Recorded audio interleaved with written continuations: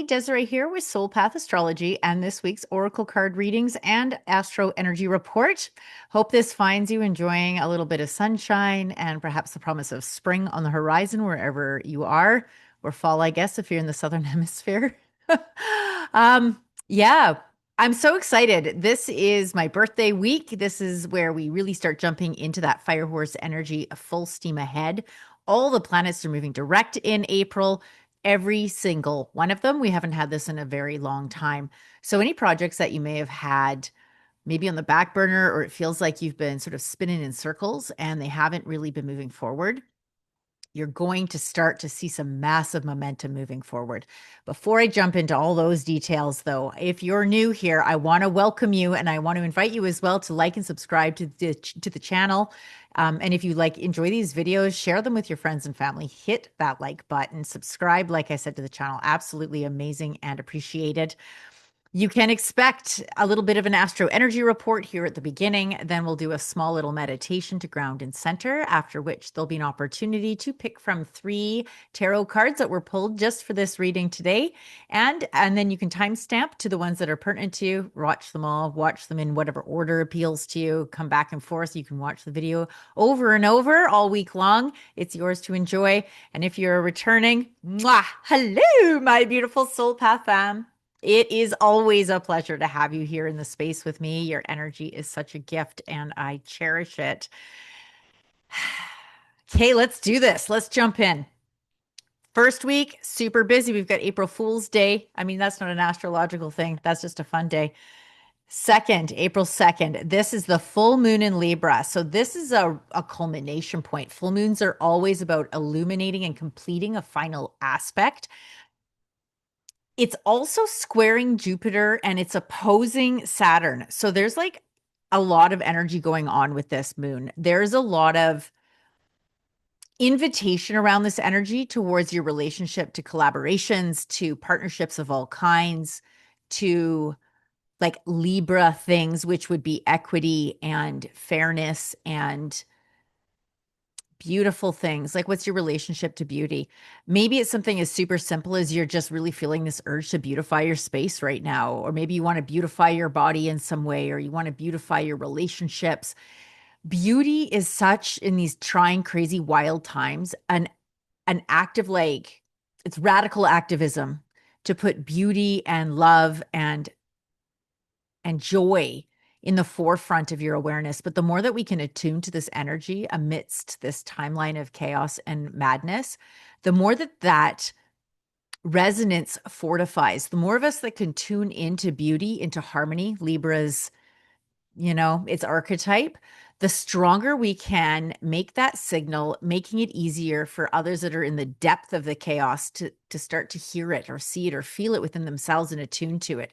Then, of course, the more of us that stick our awareness to it, the greater it grows, the greater its gravitational force, the more real and solid that timeline becomes. So this Libra full moon is really asking you what area of your life is asking for more love, for more beauty, for more of your consideration, your attention, and your nurturing. Yeah. Yeah. And then on the 3rd, we've got Mercury trining Jupiter and Venus squaring Pluto. So this is more high octane energy around optimism.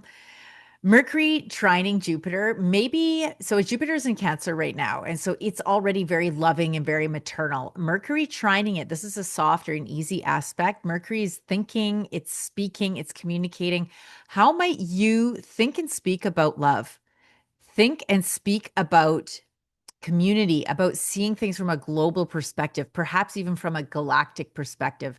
How can we start to see and speak to, and therefore invite into making real more collaboration, more equanimity, more love, generally speaking? And then with Venus squaring Pluto, so Venus is in Taurus, Venus loves being in Taurus. It's so sensual in Taurus. And Pluto's in Aquarius, which, it's there for the next 20 years. This is our big generational shift, right? That's been going on in the background for a little bit now. It's squaring that. So this is through some challenge. This is through some pressure that Venus in Taurus is being asked to show up, and Pluto is so disruptive, right? Like, and Aquarius is technology, Aquarius is group and collective thinking or objectives or goals. So the invitation is like, how can we start to collaborate and to bring in and to witness? Like, obviously, we have to regulate before we can celebrate. So, where do we need globally to bring in more opportunity for regulation, for baseline security, like not from a control place, but from a Venetian tourist place, like with food, with love, with warmth? What signals a nervous system that it can relax? This sort of direction, this focus of like really recognizing that feeling relaxed and even moving into a state of luxury needs to be.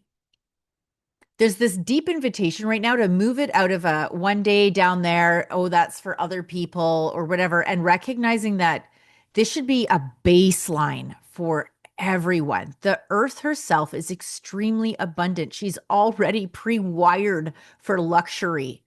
Now, this is the luxury of lounging in mossy beds. This is the luxury of skinny dipping in wild rivers that are off, the beaten path. This is the kind of luxury that is the smell of a rose, a freshly blooming flower bed of deliciousness. Like, think about this.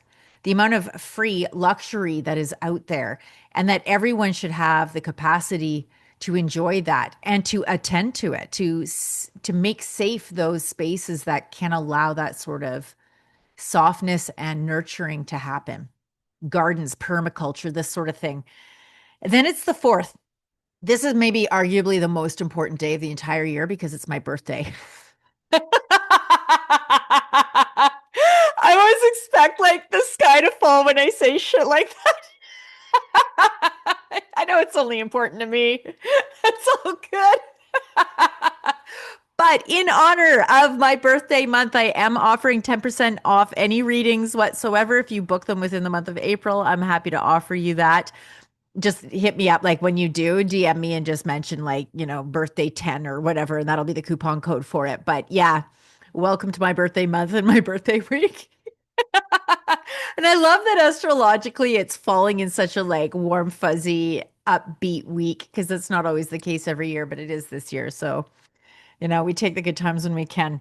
Then the fifth, the sun, which is in Aries, is going to square Jupiter in Cancer. And so, again, squares, these are those more challenging aspects where it comes through pressure or sometimes through outside forces. But this invitation into like expanding your self concept, the sun is our self concept. Jupiter expands everything.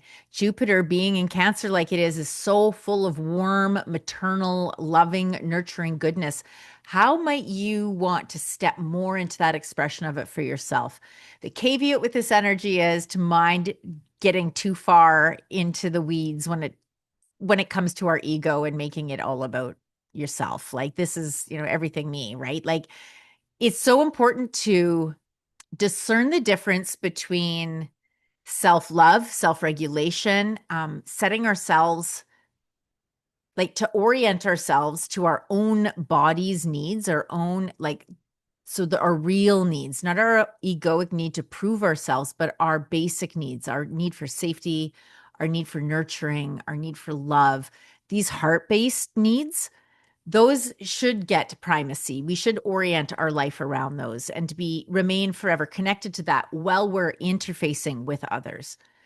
This is maybe an invitation into some work around that for you on the 5th. Where is it that you can either congratulate yourself that you have like, oh yeah, I am starting to put my body's needs first. I am really starting to put my needs for true safety, where maybe I would have overrode my own needs to try to maintain a connection with someone. Now I'm ensuring that those remain at the forefront and that I invite them into the same, right? Maybe there's some dynamic there.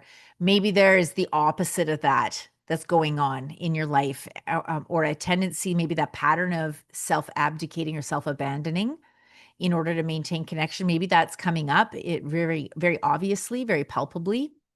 And this is an opportunity to switch gears and to understand that love, what would love do? Well, it would include you. Love would include you in the dynamic of ascertaining what needs need to be met and what needs are important and what values are online. And one final note on that, because it's a theme that's like, it's really prevalent right now through like it's a thread that just is weaving itself through a lot of different storylines and story arcs right now. And it has to do with like recognizing how important it is when someone gives you feedback to take it as data points, not as a personal attack. Like if you're leaning back a little bit in a relational dynamic and allowing the other people to show you themselves, to show you their response to you, instead of managing that response or taking it personally, just take it as a data point and adjust yourself accordingly. It's a really interesting dance here of because relationships are matters of the heart, right? But our emotions can cloud our judgment, our tendency to put our emotions first in relationship can cause us to behave from an emotionally reactive place rather than a thoughtful, responsive place. Ideally, both of these are in place, right? There's that pause. We feel that emotional swell, whether that's excitement or anger or whatever, but that arousal of some emotional arousal of some fashion. Pause. Come back to your own center. Allow your frontal lobe to come back online and for you to recognize that what you're receiving is simply data points. This isn't an attack on you. And can you navigate and potentially even cooperate with those incoming data points? And maybe you decide you need to exit stage left, and that's fine. Maybe there's just a recognition of, okay, well, this is not going to work for you. But more often than not, there is an opportunity there to collaborate coming from that thoughtful, kind place where neither the brain overrides it, nor does the emotional body ram through it like a dragon blowing fire everywhere. I hope that landed. Okay, let's get into our meditation for this week. By the way, before we do, if you liked that, please let me know. Please let me know if it landed. Hit that like button if you enjoy these videos and share them. It's really important just to help with everything, really. It helps me get online with what it is you're wanting to hear more about. It helps propagate the channel. And these are all great, wonderful, good things. We want to spread the love around here, right? Okay, so without further ado, let's do this. I want to invite you to just arrive here in this space with me, with you in your body, noticing your breath and feeling the weight of the gravity upon your body.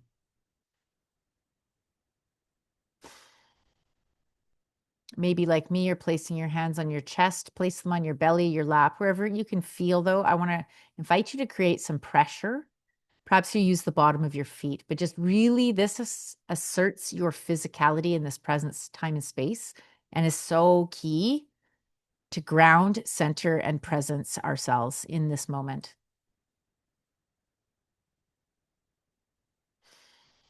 Noticing your breath as it moves in and out of your nostrils, warm and cool, alternating. And I invite you to soften that space between your eyes, soften the top of your head. Maybe allow a small smile to flirt with the corners of your lips. Feeling your jaw soften, your neck relax, your shoulders drop.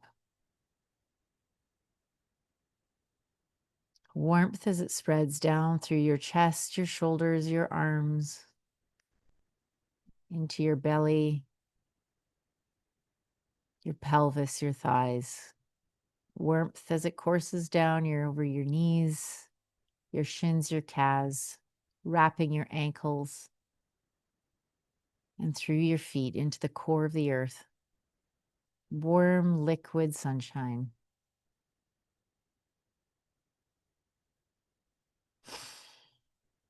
And imagine this just basking in this liquid golden light, turning on all of your DNA, all of your, I want to say amygdalas, I don't know why, but everything that's in your cells, your whole, all your mitochondria, everything that is just You allow the light to just shine through unimpeded.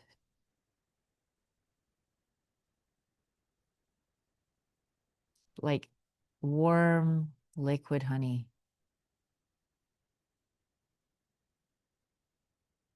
Noticing your breath and maybe become aware of your heartbeat.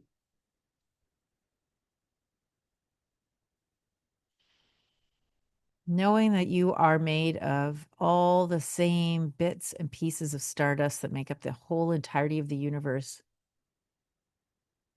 That you are breathing the same air as your ancestors. That the carbon that makes up your body once made up the dinosaurs.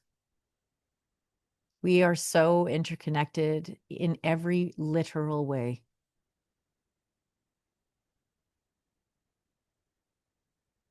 And the more that we remember this truth, the more ease and spaciousness and creative faculties come online.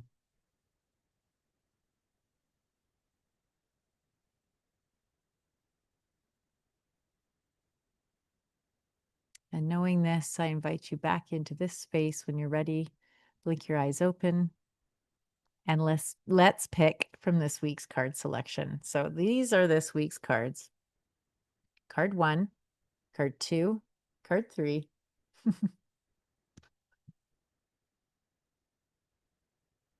This was your selection. Card 1, you've got the Queen of Pentacles. So she's very good with money.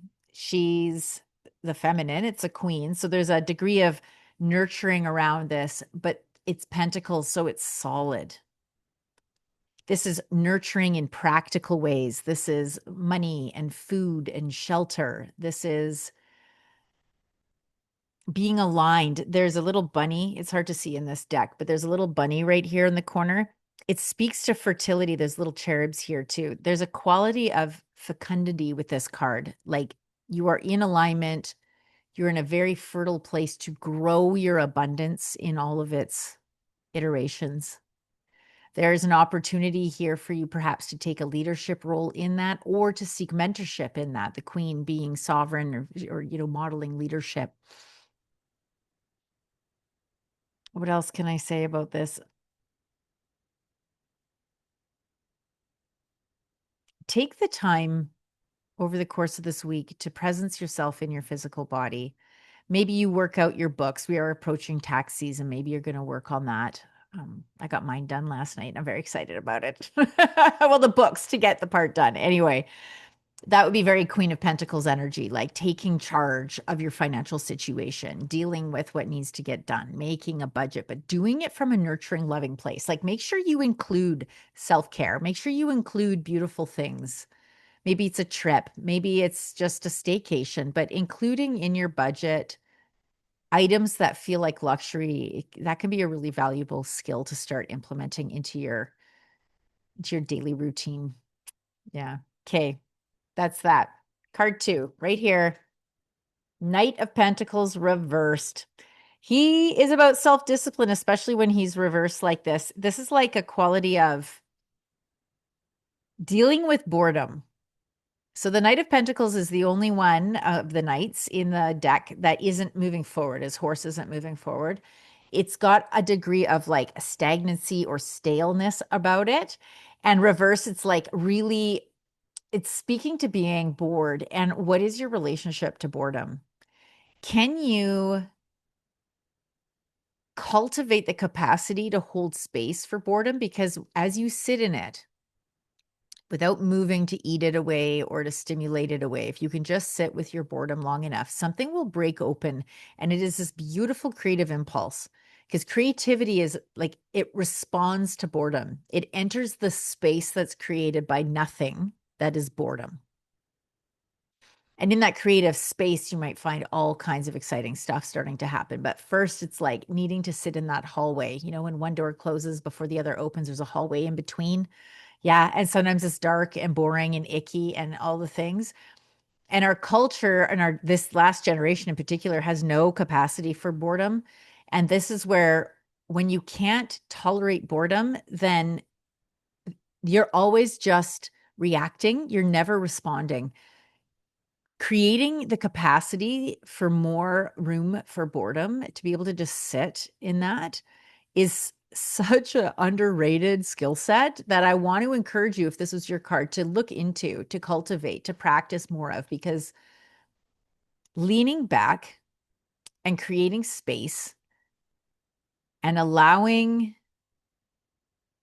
something, the mystery, to fill that space is so fruitful. And there's a quality of presence that arrives in a person who has built their capacity to hold space for boredom, who doesn't check out. Like when you can be deeply present, you actually start to find there's nothing to be bored about, but you first have to go through the initiation of boredom to get there. So there's that. We'll leave that one there. And finally, last but never least, the Hangman, which is intriguing because he's about a change in perspective.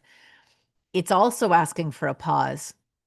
It's asking for you to, just before you do anything, just hang on, look at it from a different perspective.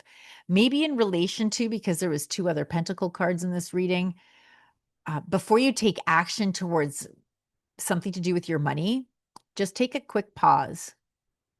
Question what you're spending it on. Question where money generally is getting spent.